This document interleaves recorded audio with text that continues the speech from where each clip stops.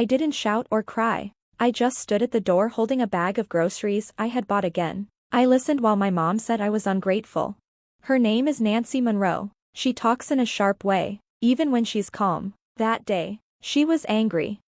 "You're ungrateful," she said loudly. "Get out and don't come back." My dad, Daniel Monroe, stood behind her in the kitchen. He didn't say anything or look at me. He just rubbed his nose like he was annoyed. My little brother Eli, who is 3 years younger, didn't even look up. He wore sweatpants at 3 p.m. and played on his phone, acting like none of it mattered. It was Sunday. I had just come from work.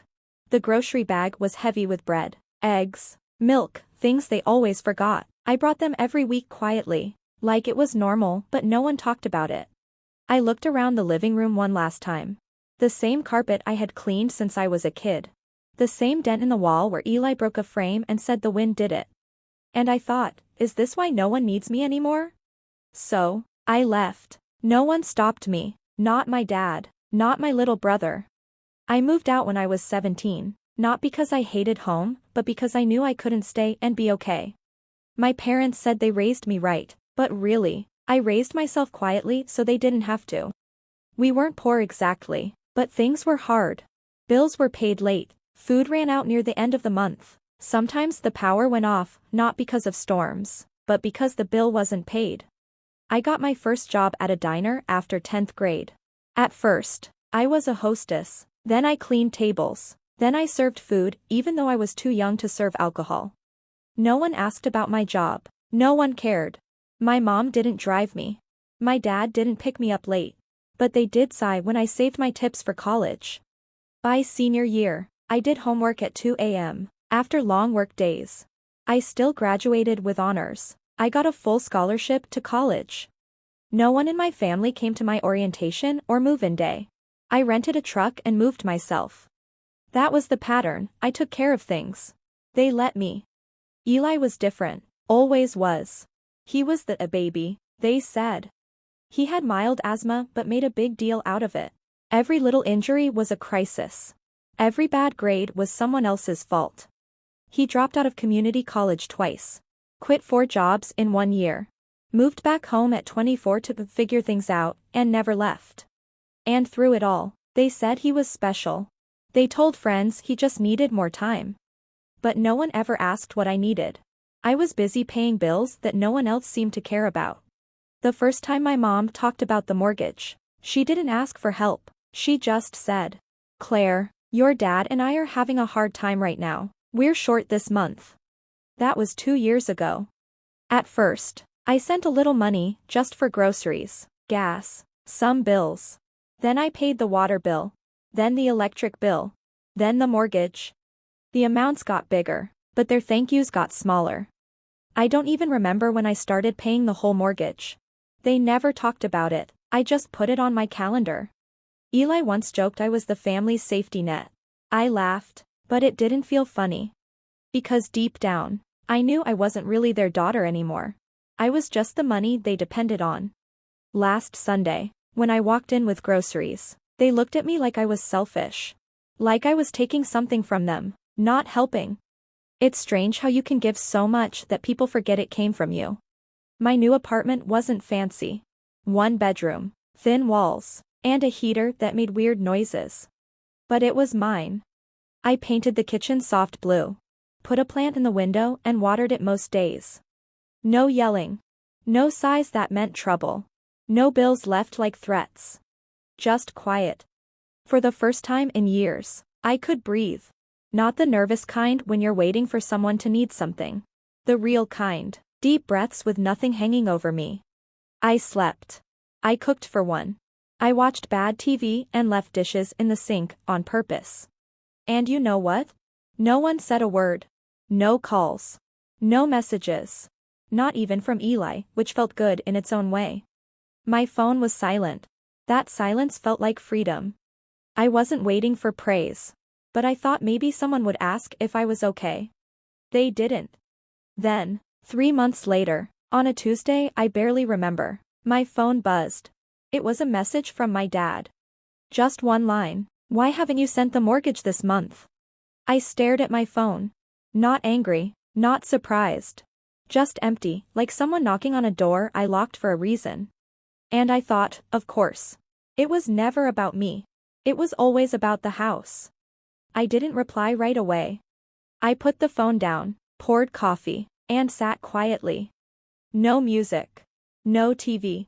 Just that message buzzing like a bug I didn't want to kill. An hour passed. Then another. When I checked again, I had 5 new messages. 3 from my mom, 1 from Eli, 1 from my dad. Claire, the bank called. We're behind. How could you do this to us? You know we don't have money. Eli's message was the same as always. Are you really going to let them lose the house just to prove a point? There it was, the guilt trip, right on time. None of them asked how I was. None said, we miss you. None remembered that they told me, don't bother coming back. They didn't want me. They wanted my money. I felt it like cold air slipping under the door of a house that used to be warm. I waited another hour. Then I replied to Dad's first message. Just 1 line. I thought I wasn't welcome anymore. I put the phone down. And then the messages started. A flood of calls and messages came. Buzz, buzz, buzz. Calls, texts, voicemails, like a dam broke. Suddenly, my absence was a big problem. Suddenly, I mattered again, but not as a daughter. No, as the only one who took care of things. And now, the only one refusing to. They didn't stop. That night, I turned off notifications. But my phone still lit up every few seconds, like the world was ending, and only I could fix it. Claire, answer your dad, he's worried. We raised you better than this. You're doing this on purpose. On purpose. That word hurt more than it should. Not sacrifice. Not support. Not years of quietly helping. On purpose. Like I was holding back what they deserved. At midnight, Eli called. I let it ring. Then the voicemail. Claire, this is serious. The bank's involved. You need to fix this. Fix this. Like I broke something. Like I let it fall apart, not the one who kept it going for years. I listened twice. Then deleted it. Next morning, a text from Mom. This is breaking the family apart. And Dad, what kind of daughter does this to her parents? I laughed a dry, empty laugh in my quiet kitchen. Because I knew the answer. The kind who paid the mortgage, while they told friends Eli was job hunting. The kind who skipped dentist visits, to keep water running in a house she didn't live in. The kind they kicked out, when she said no. But I didn't answer. I waited. Until the sun rose. Until the coffee cooled. Until the noise on my phone felt less like family, more like static. Then I wrote, clear and simple, not my problem anymore. And when the calls came back, I didn't flinch. Because I finally knew, I wasn't being cruel. I was done. For a while, I told myself silence was easier. Not knowing was better than facing the truth. But silence is heavy. It presses on your chest. Whispers the question you try to ignore. Where did the money go? I sent money. Every month. On time. For groceries. Bills. Mortgage. They never thanked me. But they never told me to stop. And I never asked for proof. Maybe that was my mistake. So one morning, I called the bank. Not to blame, just to ask. A woman answered. Calm, kind, professional. She asked for the mortgage number, security info. Then put me on hold. When she came back, her voice changed. It looks like the account was behind on payments about 7 months ago. I blinked. Behind? Yes, ma'am, automatic payments stopped. No payments since then. I thanked her. Almost afraid to ask, had payments been made some other way? Pause. There were some partial payments. But the account is flagged. It's now in pre-foreclosure. After that, I don't remember much. I stood in my kitchen for a long time. Phone in hand. Heart strangely still. Not racing, just heavy. That quiet you feel after betrayal. Not loud, just final. I opened my banking app and scrolled through transfer after transfer. Month after month, thousands of dollars, each labeled home, utilities, or family support. But if the mortgage wasn't paid, where had the money gone?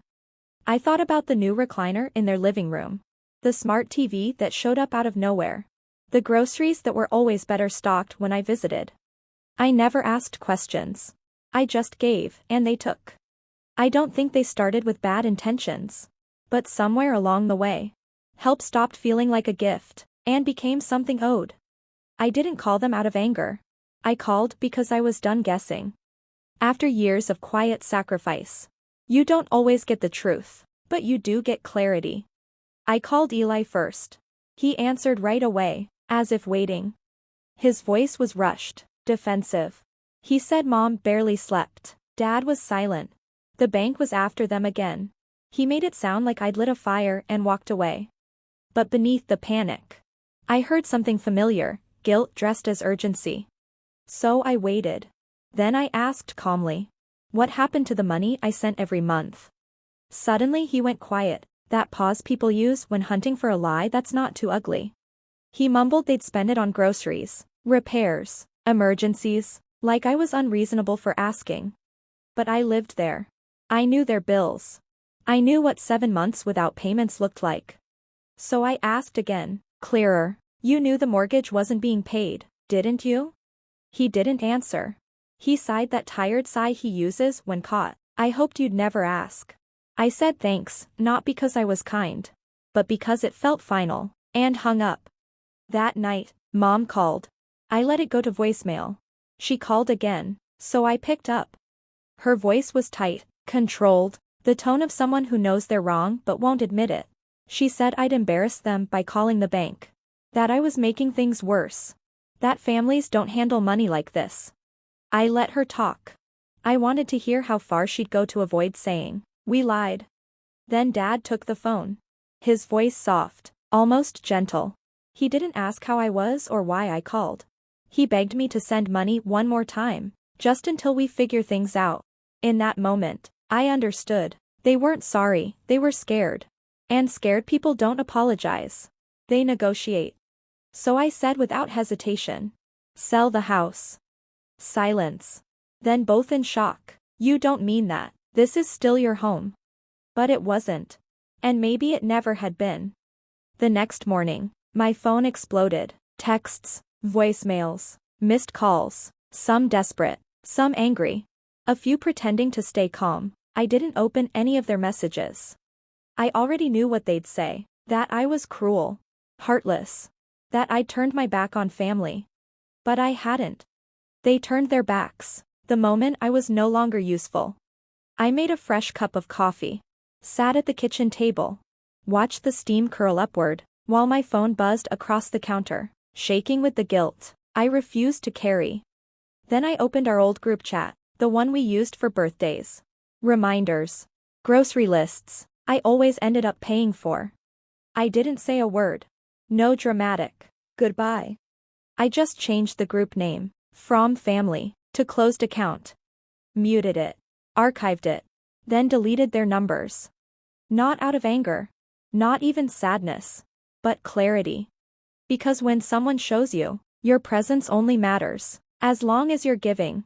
The kindest thing you can do, is walk away.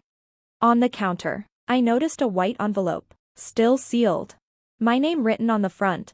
In Mom's handwriting. She must have dropped it, when they still thought I'd come back.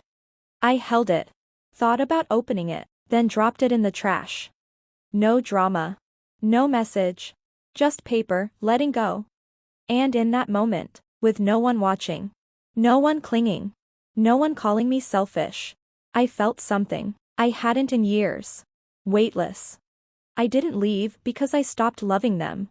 I left because they only loved the version of me that kept paying the bills and never asked questions. And when that version disappeared, so did their idea of family. Some hear that and think it's cold. But there's nothing cold about protecting parts of yourself no one else cared enough to see. I don't need them to understand. I just need them to stop pretending they ever saw me at all. Because I was there, every day, every month, until I wasn't. And now, they can finally feel the silence they spent years pretending wasn't mine. If you've ever stayed too long, in a place that only wanted what you could give, just leave. That's all. You don't owe an explanation. Some of us already know.